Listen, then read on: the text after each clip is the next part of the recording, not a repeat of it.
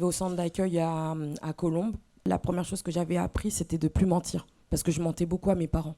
J'ai appris aussi à avoir confiance en moi-même, parce que j'avais perdu toute confiance, toute crédibilité. J'ai appris à sacrifier, une campagne d'Israël. J'ai mis mon vœu sur l'autel de Dieu, mais j'ai fait aussi ma part. Je suis partie en fait dans cette entreprise et j'ai mis l'onction. J'ai dit ça, cet endroit, c'est là où je vais glorifier ton nom. Et en fait, je suis comptable là-bas, mais comment dire, on est plusieurs services. Et dans ces services, maintenant, plus j'avançais, plus on m'a confié des responsabilités. Au début, j'étais arrivée comme comptable, on va dire, normal. Et maintenant, j'ai réussi même à former d'autres personnes. J'ai réussi à faire des déplacements. Enfin, on m'a ouvert beaucoup de portes là-bas. J'ai reçu la délivrance en persévérant. Et maintenant, en fait, j'avance. Je recule pas, j'avance. Et j'aide même les autres. Je connais l'église et décembre de 2010. J'ai invité mon mari, cancer, diabète, tout. Vous savez qu'elle avait le cancer, elle avait le diabète? Oui. Quand elle est venue ici, 2009, je me rappelle, elle mettait toujours un truc, des bandes, tout ça, les opérations. 5 opérations. 5 opérations. En plus, pasteur, il y a une dette à la maison que mon mari fait, 67 000 €. J'ai parlé avec le pasteur. Jamais, je ne sais pas si tu as témoigné aujourd'hui. Moi, jamais j'ai témoigné ici. Ça, c'est moi qui l'ai vu toute seule pour me parler des choses. 60 000 €, pasteur. J'ai parlé avec le pasteur Lionel. Je ne savais pas lire. Je prends de la dette que mon mari fait. Je cachais. Je montrais la dette de 10 impôts. De 10 impôts. Pasteur, 3 jours, je prends de l'enveloppe de campagne Israël. J'ai qui 20 €. J'ai mis 20 €. J'ai prié par le cancer, par la dette qui chez nous. Je passe à porter entrer dans la maison pour la violence. En semaine, la dette est faisée. Reste 7 500 €. Cancer. C'est fini. Dette. C'est fini. Diabète. C'est fini. Ok. Bagarre. Bagarre. C'est fini. Amen. Hein? Menace de mort. C'est fini. Aujourd'hui, j'ai touché 4 fois double que j'ai touché. Donc là, Dieu a restauré le caractère, la santé, le mariage, la famille, le caractère. Qu'est-ce que le centre d'accueil représente pour vous? Pour moi, franchement, c'est la joie. C'est ma vie, franchement. Je dis à tous mes frères et mes sœurs, il ne faut pas désespérer, il faut battre dans la vie, il faut combattre le spirituel, la prospérité. Je chante des prières aussi énormément. Je priais même ça 10 fois par jour. Même à mon travail, il y a beaucoup des ennemis, mais tout ce que j'ai prié à fond. Que Dieu vous bénisse. Bonjour à tous. Quand quelqu'un est au bord de l'abîme, ou au fond du trou, comme nous disons beaucoup de fois, quand la personne n'a pas de solution, ne trouve pas la solution pour résoudre ses problèmes ou pour réaliser ses rêves, qu'est-ce que normalement des gens font? Il y a des gens qui se donnent au vice, qui s'abandonnent à l'alcoolisme, qui pensent au suicide, qui se donnent à d'autres personnes. Et le centre d'accueil, normalement, apparaître quand la personne n'a plus de solution. Et beaucoup de personnes arrivent au centre d'accueil dans une situation comme ça. Elles ont des pensées suicidaires, elles sont déjà fatiguées de la religion, parce qu'il y a beaucoup de personnes qui aussi se donnent à la religion quand elles ont des problèmes. Et comme Dieu ne fait rien, elles pensent que Dieu ne fait rien parce que la religion n'a rien fait, la personne pense à se suicider. Au centre d'accueil, beaucoup de personnes ont été sauvées parce que nous sommes là pour aider ceux qui sont dans cette situation. Si vous êtes quelqu'un qui est dans une situation comme ça, perdu, sans direction, sachez que nous sommes là pour vous aider. Regardez cette histoire. Avant d'arriver au centre d'accueil, ma vie était complètement détruite. J'étais quelqu'un de triste, angoissé, suicidaire, j'étais malade. J'avais une maladie de peau qu'aucun médecin n'arrivait à soigner. Et c'est des plaques que j'avais sur tout le corps, de la tête aux pieds, qui apparaissaient, qui disparaissaient. Et je ne pouvais avoir aucun traitement parce qu'ils ne savaient pas ce que j'avais. Et j'étais quelqu'un de très triste parce que dans ma vie sentimentale, c'était chaotique.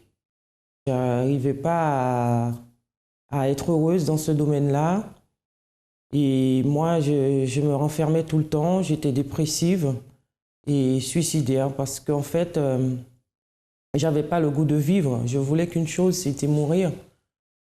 Car j'ai eu une enfance assez traumatisante suite à des abus sexuels que j'ai subis quand j'étais toute jeune, toute petite. Et après cela, donc pour construire ma vie de jeune femme et ma vie de femme, c'était très très compliqué. J'entendais tout le temps des voix qui me disaient de me jeter sous les voitures, en haut d'un immeuble. Donc,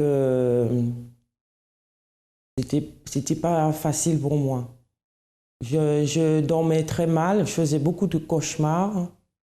Je me réveillais avec des bleus, des griffes. J'étais vraiment, vraiment pas bien en fait, très perturbée. Et parfois, je m'enfermais parce que j'étais dépressive. Je m'enfermais chez moi pendant longtemps. Je pouvais rester 2 jours, 3 jours sans sortir. Et je me suis dit que je ne pourrais jamais être heureuse et que la seule solution pour moi, c'était le suicide. Chose que j'ai essayé en 3 reprises. Et c'est comme ça que je suis arrivée au centre d'accueil, toujours très très mal. Donc, j'avais pas de solution. Je me suis dit pourquoi pas. J'ai plus rien à perdre en fait. Et je cherchais en Dieu. Je croyais en Dieu dans le passé. J'ai toujours cru en Dieu, mais ma vie ne changeait pas et je ne comprenais pas pourquoi. J'avais une vie comme ça, une vie triste. Je voyais autour de moi des gens qui arrivaient à être heureuses, mais moi, c'était toujours pour lutter, pour essayer d'avoir ce bien-être. J'avais toujours ce vide en moi. Malgré tout ce que je faisais, j'avais toujours ce vide et je ne savais pas quoi faire. Je n'avais pas de solution. Et je me suis dit, pourquoi pas, je vais aller encore, je vais essayer. J'ai écouté les témoignages.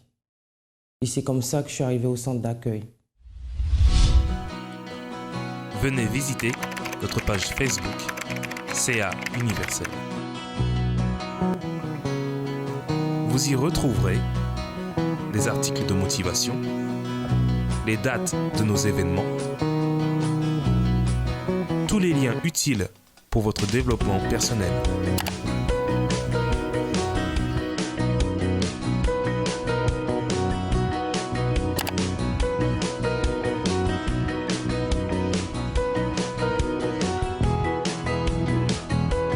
Centre d'accueil, parce que nous croyons en vous comme personne. Patricia, elle était qui? J'ai remarqué ici, triste, angoissée, suicidaire. Elle avait une maladie dans sa peau. Et sa vie sentimentale était chaotique. Elle a essayé le suicide, finir avec sa vie. Et elle a dit qu'elle croyait que Dieu existait. Dès son enfance, qu'elle croyait que Dieu existait, mais sa vie était vide. Ça, c'est le problème de beaucoup de personnes. Beaucoup de personnes qui croient que Dieu existe, qui ont même une certaine révérence devant Dieu, une certaine crainte, qui respectent Dieu, mais elles se posent la question, pourquoi cette situation? Pourquoi ce Dieu existe vraiment? Pourquoi ma vie ne change pas? Peut-être c'est votre question et nous sommes là pour répondre à votre question. Comme elle disait la même chose, Patricia, elle disait, je croyais que Dieu existait. Je croyais en Dieu dans mon enfance, mais ma vie était vide. Et c'est comme ça qu'elle est arrivée au centre d'accueil. Si vous êtes dans une situation comme ça aussi, regardez. Donc je suis arrivée dans cet état au centre d'accueil. Au début, j'ai écouté d'abord les témoignages parce que je ne savais pas comment il fallait prier, comment il fallait faire. Donc j'ai écouté les témoignages, j'ai entendu des gens qui racontaient ce que moi j'avais vécu. Et c'est à travers ces témoignages-là, je me suis dit, s'il y a un Dieu qui est capable de faire tout ça, moi je ferai tout ce qui est possible de faire pour que lui aussi change ma vie. Donc je me suis lancée, j'ai fait des chaînes de prière, j'ai parlé avec le pasteur, les ouvrières. Ils m'ont conseillé de faire des chaînes de prière, donc j'ai fait des chaînes de prière du vendredi, ce qui a été très très difficile pour moi, mais j'ai tenu toujours, j'étais toujours présente le vendredi. Je me suis donnée à fond de toutes mes forces, de tout mon cœur. Et j'ai cru à tout ce que l'homme de Dieu disait, tout ce que le pasteur disait, j'écoutais. Tous les conseils qu'on me donnait, je mettais en pratique, j'écoutais. Tout ce qu'il fallait laisser, tout ce qu'il fallait abandonner. Ensuite, j'ai entendu qu'à travers les campagnes d'Israël, on pouvait avoir un changement total de vie, une transformation. Je ne savais pas ce que c'était jeûner, je n'avais jamais jeûné dans ma vie. Je ne savais pas comment il fallait faire, mais moi, je me suis lancée aussi en plusieurs campagnes d'Israël. C'était pas facile, c'était très difficile parce qu'il fallait renoncer à ce qu'on aime, à manger, à plein de choses qu'on aimait faire dans cette période. Il fallait vraiment se consacrer à Dieu. Et j'ai fait aussi plusieurs propos qu'il y a à l'église.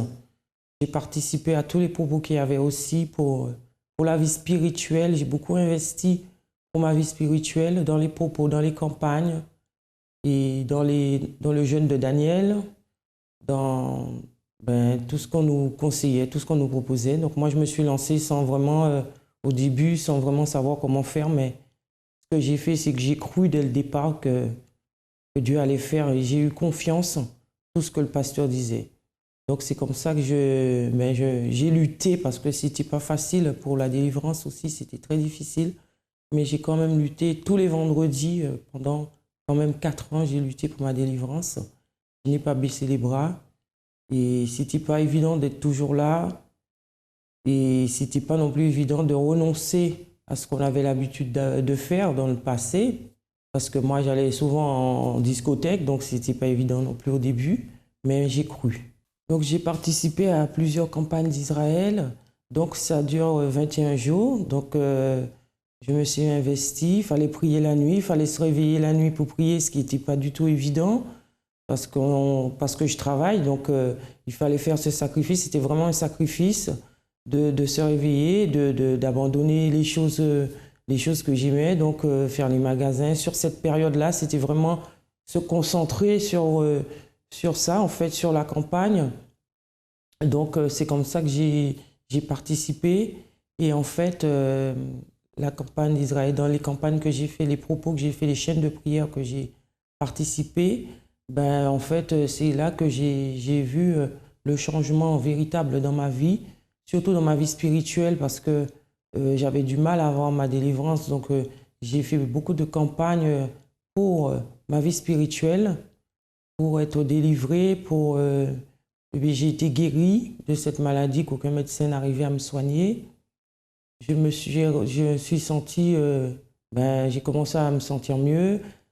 Dans ma vie professionnelle, j'ai vu aussi le changement dans ma vie professionnelle. Dans ma vie familiale aussi, j'ai eu aussi mes enfants qui sont venus aussi à l'église parce qu'au début, ce n'était pas évident, surtout pour mon fils aîné. Donc maintenant, il y est de façon assidue. Mon mari aussi, c'est un homme de Dieu. Donc je me suis mariée je suis guérie. Et il y a eu les campagnes du jeûne de Daniel aussi pour avoir le Saint-Esprit. Et j'ai reçu le baptême du Saint-Esprit. Donc j'ai la paix, la joie. Je suis heureuse, j'ai la joie de vivre. Et pour moi, je suis quelqu'un d'équilibré, épanoui. Et à travers toutes ces luttes, c'est comme ça que j'ai retrouvé aussi mon père que je n'avais jamais connu. Donc là, vraiment, Dieu a fait beaucoup de choses dans ma vie. Je sais qu'il fera encore beaucoup dans ma vie. Et moi, je suis en paix. J'ai la joie de vivre. Et c'est ce que je souhaite à tout le monde.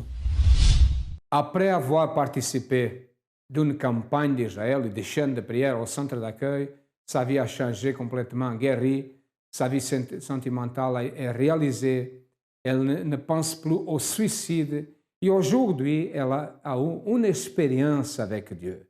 Aujourd'hui, c'est l'Esprit de Dieu qui la dirige. Ça, c'est la différence. Si nous sommes dirigés par un esprit du Créateur, pour Dieu, ou si nous sommes dirigés par des forces du mal. Son problème était ça, c'est qu'avant, le mal dominait sur elle. Aujourd'hui, c'est le propre Dieu qui dirige, c'est pas. Et dans votre vie n'est pas différent.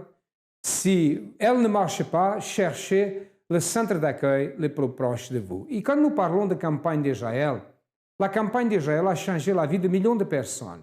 Nous allons vous présenter une histoire d'une personne qui était complètement détruite. Et à travers la campagne d'Israël, vous allez voir.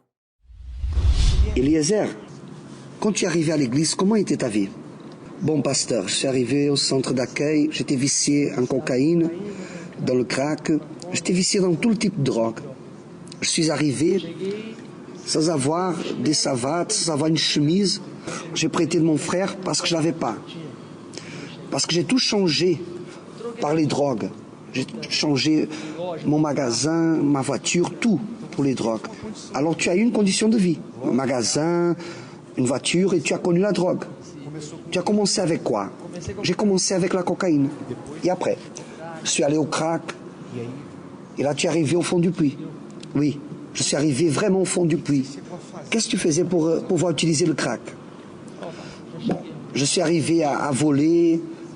J'ai fait beaucoup de choses. Il n'y a que Dieu qui sait. Je volais même à la maison, à la famille, à l'intérieur de la maison. J'étais même expulsé de ma maison où j'habitais.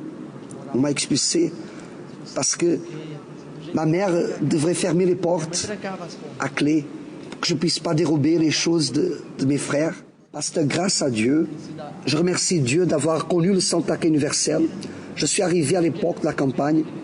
Et en voulant être libre de ce vice, je me suis lancé. J'ai pris mon enveloppe. J'ai écouté ce que l'homme de Dieu a dit dans l'hôtel et je suis allé pour sacrifier. Dieu va faire apparaître quelque chose et j'ai pris mon enveloppe, pasteur.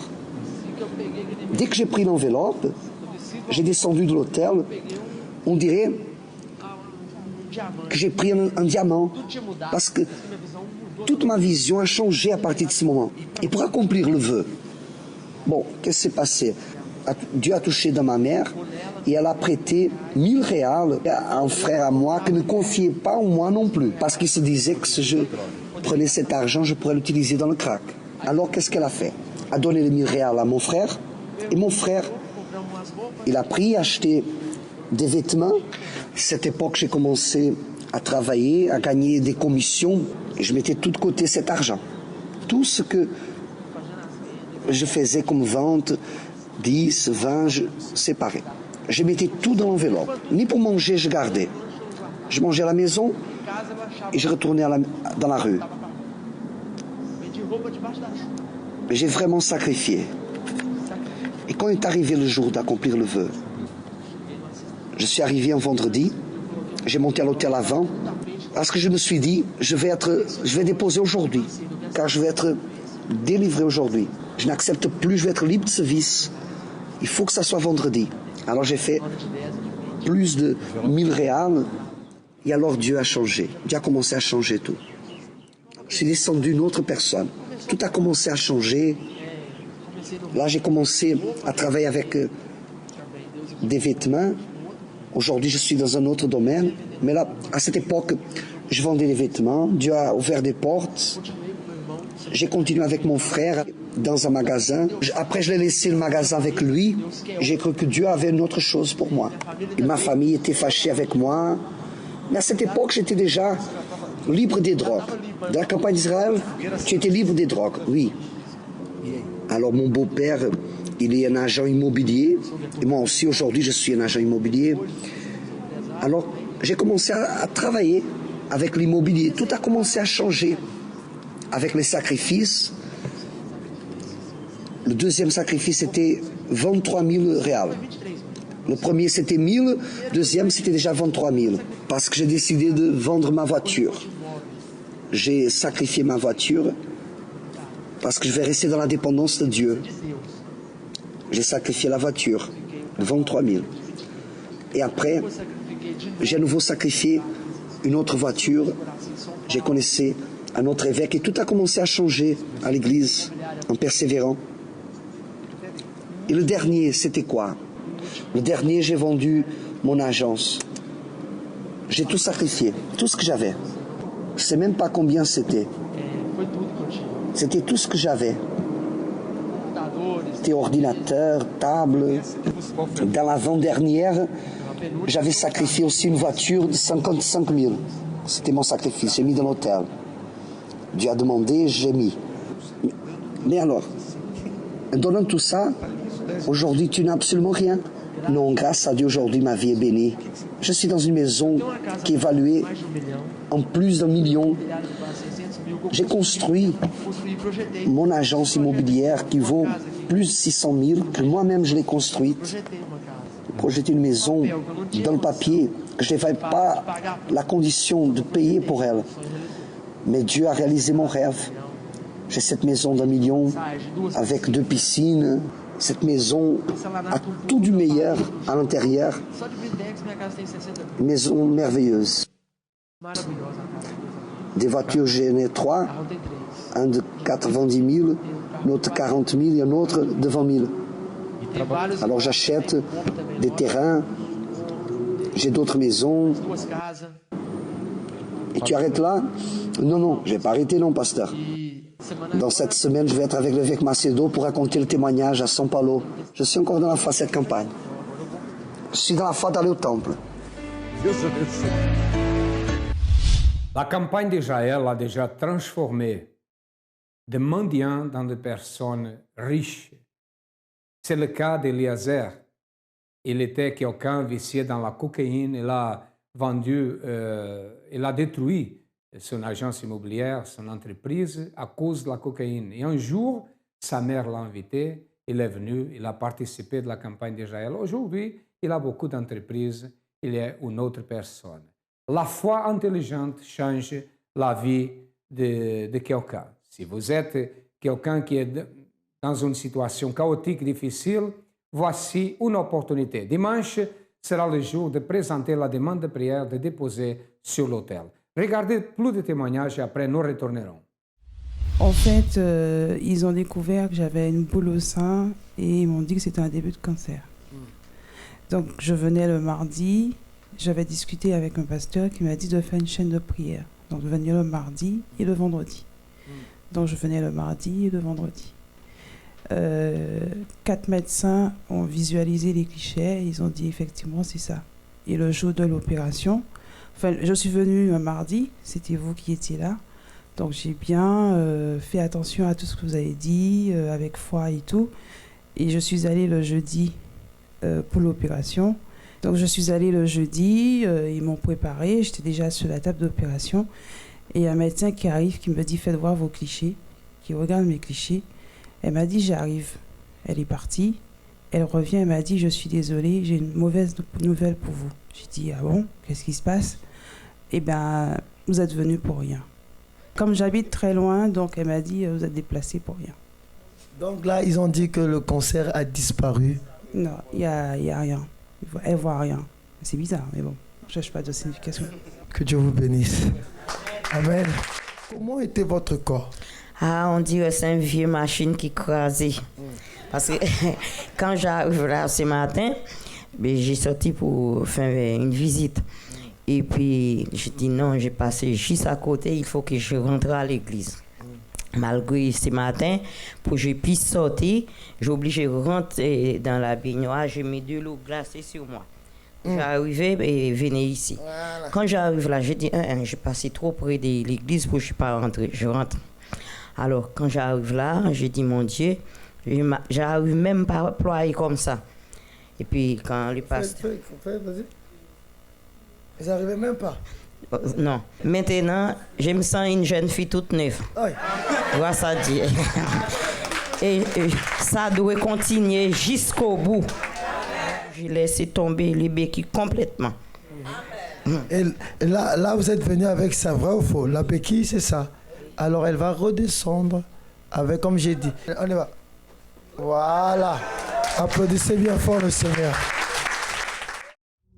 Je dois dire que je suis guérie, mais comme ça a confirmé ma foi, je vais rentrer à l'hôpital la semaine prochaine. Hein? Alors, pourquoi vous pleurez? Vous avez vu ce que Dieu a fait dans votre maman? Ok, vous êtes guéri au nom du Seigneur Jésus. Amen. Vous êtes guéri au nom du Seigneur Jésus. Ok?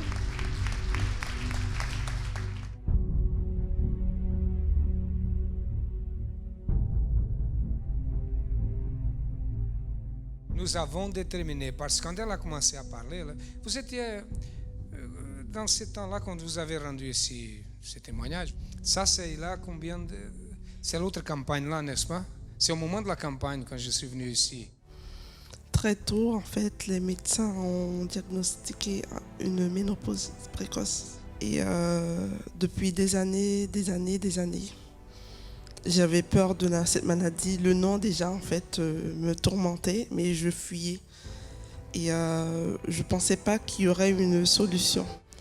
Il y avait la campagne d'Israël. J'ai fait ma première campagne d'Israël. Et Dieu m'a béni. Dieu m'a guéri. Vous avez fait la campagne, vous avez sacrifié? Oui, j'ai sacrifié, oui. Et vous êtes guéri complètement? Complètement. Nous sommes situés au 254 de rue du Faubourg Saint-Martin, au 10e à Paris, où beaucoup de personnes arrivent.